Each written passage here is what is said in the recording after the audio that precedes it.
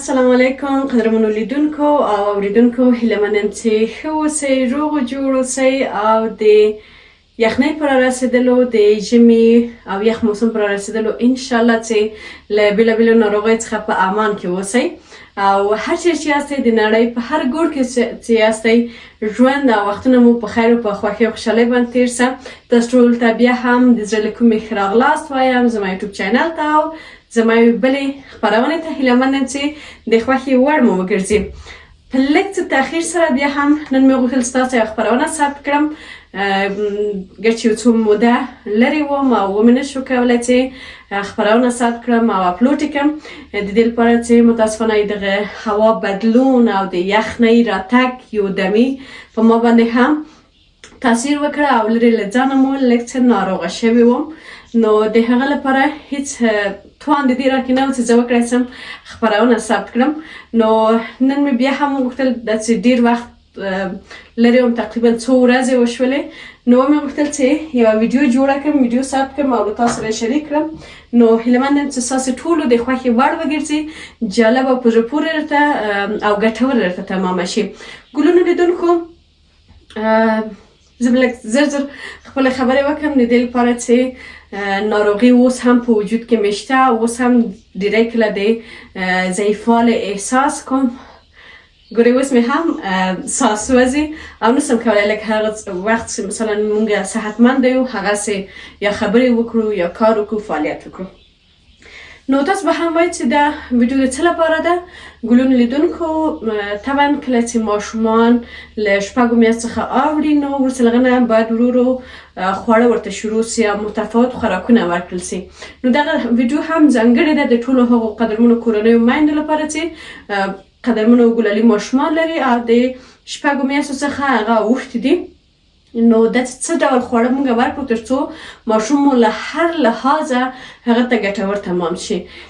دا نه ده چې موږ مثلا تل ووایو چې ولا ماشوم د زه هر څه مو چې ورکړل خو خوري، بېرته خو موږ ته نسي ویلی چې یا مې دا خوښ نسول یا یو څه بل څه.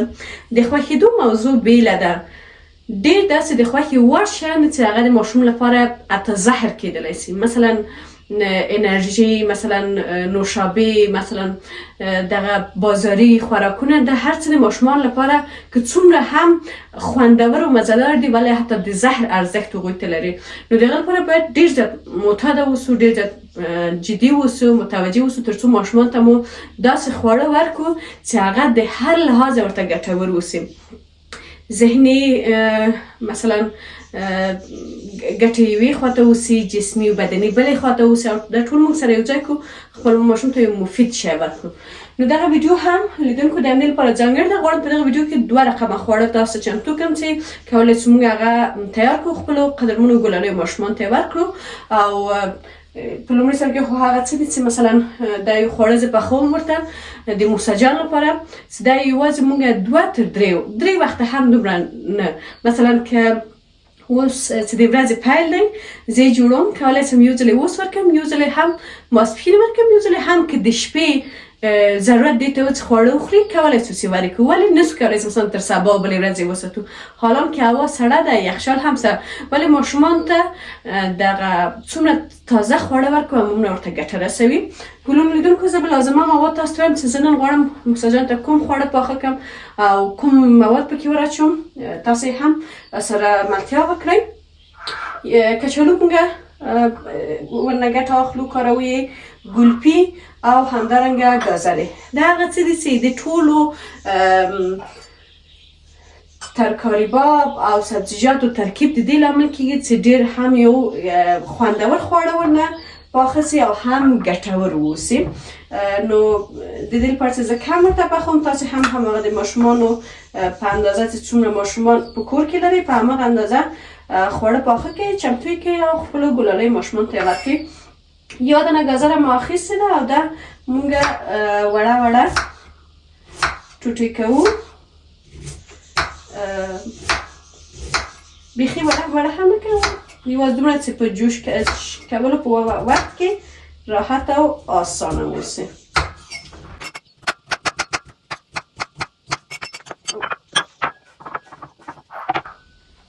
همدارنګه یو دانه هم کچالو پوست کوو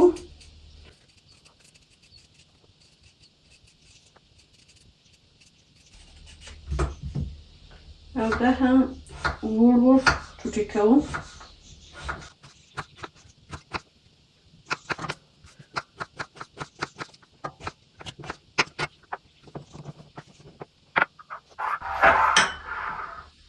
او همدا رقم ګلپي هم را اخلم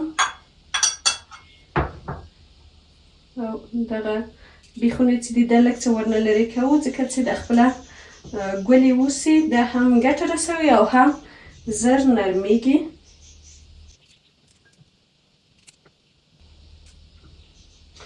ځینې خویندې شاید ووایي چې ګلپي د شپږ میاشتني ماشوم لپاره شاید بادګینه اوسي، شاید نس په درد کې، هیڅ هم نه کیږي. دا یوازې زموږ اساس تصورات دي چې لرو.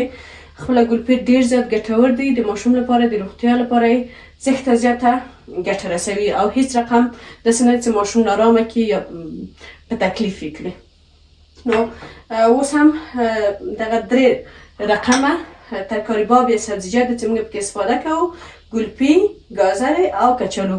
دا زه اوکش کوم او وروسته له هغه نه بیا هم تاسو ملتیا وکړئ چې نور څه کوو. ګلونو لیدونکو موږ یو دیګی راخلو، په ګاز ږدو او په دې کې ما په اندازه د 1 ګیلاس اوبه واچولې. او اوس هم دغه خپل کوم مواد چې موږ چمتو کړي دي، کچالو،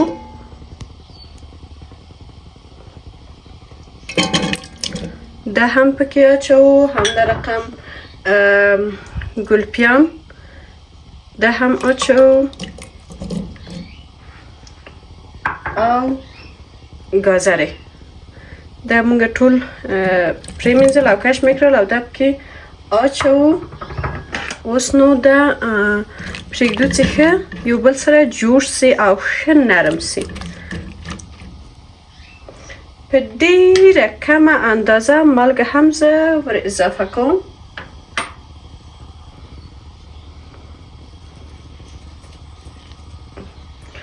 نور نو دا پرېږدو چې ښه جوش سي.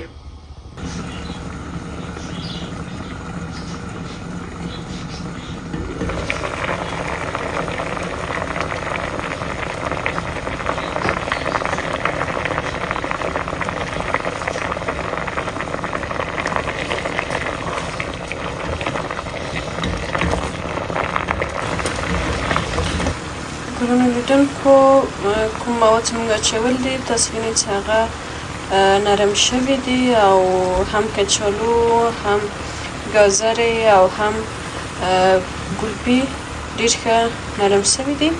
نو فکر کوم همدومره به کفایت وکړي او ګاز به پسې ګل کړو. ګلونو لیدونکو 3 قلمه مواد چې موږ جوش کړي ول هغه زه اوس اخلم او دلته په دې مکسر کې اچوم.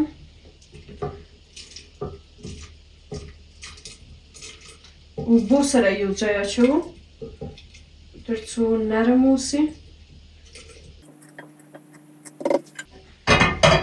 هم کولی شئ چې یخ یې کړئ بیا یې مکسر کړئ، هم کولی شئ چې ګرم یې فرق نه کوي.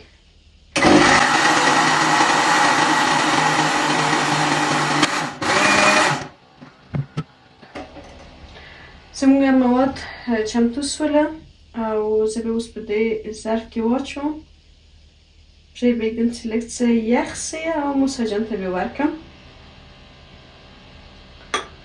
کفایت کوي. کولی شئ چې نور هم په یو ظرف کې واچوئ او یخچال کې کیږدئ او ور یې کړئ. نو ګلونو خویندو او قدرمنو لیدونکو دا و زموږ دغه خوندور خواړه. زه مطمئنه یم تاسو ګورئ چې دا ډېر ښه نرم، ډېر مفیده دي او ډېر زیات ګټور دي. ماشومان لپاره خو طبعا چې هره ترکاري باب چې وي هم ډېره زیاته ګټه رسوي. تاسو په تمه اوسئ په راتلونکي کې که چیرې تاسو غوښتل نو د ځینو حبوباتو نه به هم زه د موسی جان لپاره یا هغه ماشومان چې 6 میاشتو نه اوښتي دي او خواړه خوري د هغو لپاره به زه خواړه تاسو چمتو کړم. حتما کومنټ وکړئ او خپل نظرونه راسره شریک کړئ. نو په دغه رقم سره تیارېږي، غوړي نه پکې اچول کېږي چې دا ډېره زیاته ګټه رسوي، یعنې اضافي غوړي ماشوم ته زیان رسوي. بوره هم نه پکې اچول کېږي چې دا هم ماشوم ته زیان رسوي. او مالګه هم ما تاسو ته ویل چې په ډېره کم اندازه یوازې داسې خوند یې ورسره بدلون وکړي. نور مرچ مسالې هېڅ هم نه پکې اچول کېږي چې دا ټول ماشومان ته ډېر زیات نقص او زیان رسولی سي.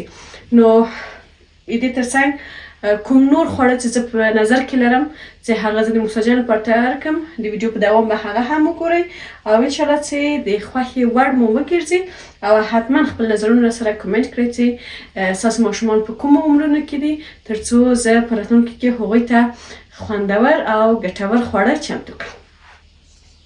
بیا هم سلام قدرمنو لیدونکو او ګلونو اوریدونکو، تاسو ته ښه راغلاست وایم د ویډیو دوام ته او بیا هم د موسی جان شپږ میاشتني توب ورته ډېره مبارکي وایم. الله پاک دې ستاسو ټولو له قندولکو ګلالي ماشومان سره د اوږد عمر څښتنان کړي او همیشه د روغتیا ور په نصیب کې اوسي.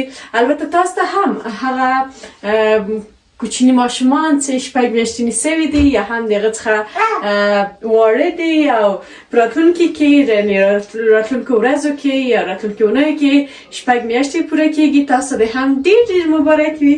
بلکې به موسی جان به زه دلته کېږدم وبچوم او خپل کار باندې به پیل وکړو.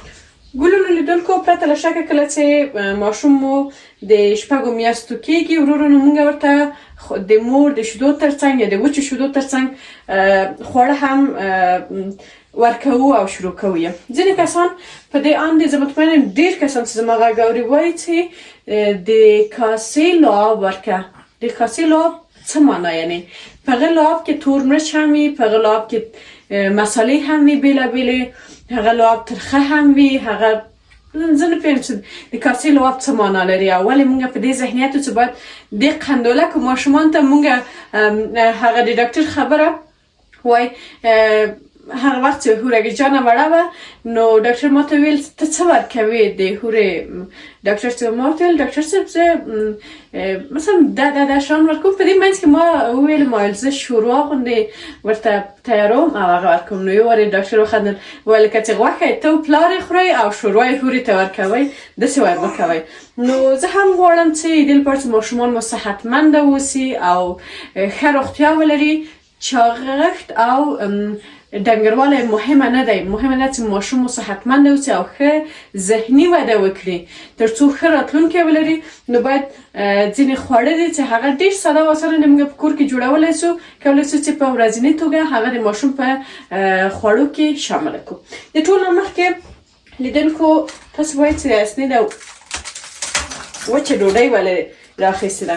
ما ډوډۍ واخیستله، البته دا د نانبایي ډوډۍ ده، تاسو کولی شئ د کور ډوډۍ نه هم استفاده کړئ، هېڅ ستونزه نه لري. ډوډۍ واخلئ او وچه یې کړئ.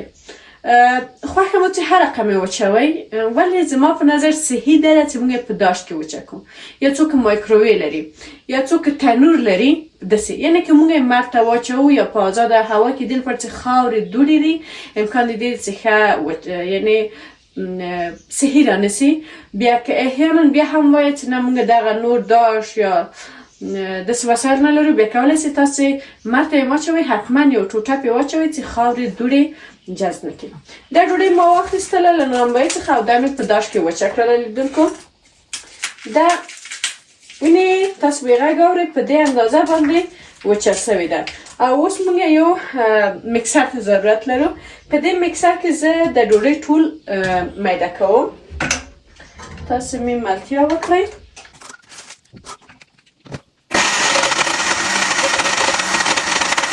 دا ډوډۍ مو چې لیدونکو په مکسر کې میده کړله. بادام دي، بادام د ماشوم د ذهن د تقویې لپاره زیاته ګټور دي. ولې په مصرف کې باید دقت وکړو چې ډېر مصرف یې دې لامل کېږي چې ماشوم خدای مه کړه ناروغه سي. په هر څه کې باید نه افراط وسي نه تفریط وسي، بلکې په متوسطه توګه هغه وکارول سي. مثلا په دغه اندازه چې زه جوړوم دې ته نو تقریبا له 7 څخه تر 10 دانو بادام بیخي کفایت کوي. ولې دا چې لومړی ځل دی چې زه دا یعنې د شپږ میاشتې سوی ده موسی جان او زه دا خواړه ورکوم نو 7 دانې کفایت کوي.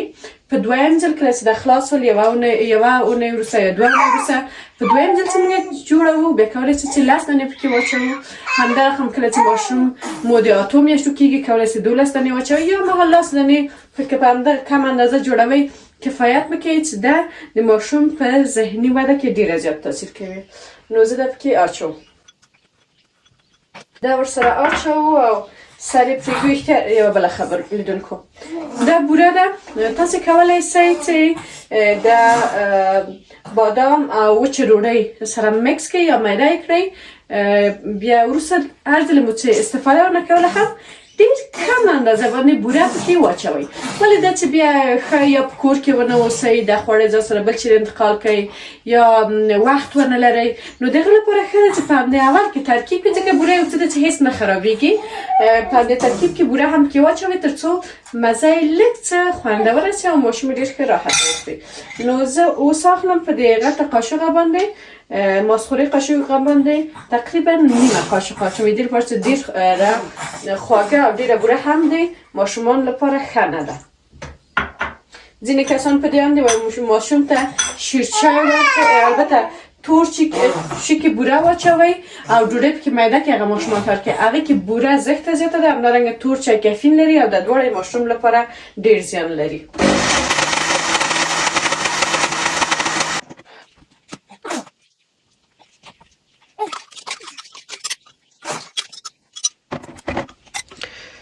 قدرمنو خویندو تاسو د وینئ د کوم مواد چې موږ جوړ کړل په دغه اندازه کفایت کوي او ډېر ښه نرم سوي دي شاید تاسو بیا وګورئ ډېر زیات شباهت سیریلاک ته لري ولې دا هغه څه دي چې موږ او تاسې په خپله جوړوو او هم صحي وي هم زړه مو ټول وي چې ښه صحي او مفید مو جوړ کړي دي ښه ګټور دي او ګټور مواد مو پکې استفاده کړي دي نو فایده یې هم زښته زیاته ده یعنې خپله ده چې په ډوډۍ له غنمو څخه پخیږي د خپل غنم ډېر زیات د ماشوم لپاره ګټه رسوي هم رشد ده او هم ذهني ودې ته او هم کله چې بیا د ډوډۍ سي پخ شوې ډوډۍ نو په هیڅ رقم د ماشوم د نس دردۍ لامل هم نه کیږي یعنې ګټې زښته زیاته دي دا اوس موږ راخلو او دغه شیشه‌ایي بوتل ما ورته مناسب لیدلی ډېره ښه ده چې په شیشه‌ایي بوتل کې واچوو نسبت پلاستیکي ته شیشه‌ایي ډېر ښه ده او تر څو ورځو پورې موږ دا ساتلی سو نو په همدې رقم سره په دې بوتل کې زه دا مواد مې چې جوړ کړي دي ټول اچوم او د څو ورځو لپاره یې ساتم او استفاده ونه کوم ډېر راحته کولی سو چې موږ د ورځې 2 ځلې دا خپل ماشوم ته ورکړو هیڅ زیان نه لري بلکې ډېره زیاته ګټور هم دی او ګټه هم لري په ځانګړې توګه سهار کله چې ماشوم مو راویښېږي طبعا یو څو دقیقې حداقل یو 40 دقیقې یا 50 دقیقې ښه ده چې ورته شیدې ورنه کړو د دې لپاره چې په شیدو باندې مړېږي او دومره ورته ګټه نه رسي او د ماشوم وجود وروسته له 6 میاشتو ضرورت دې ته لري چې نور مغذي او فایدهمند مواد هم وجود جذب کړي نو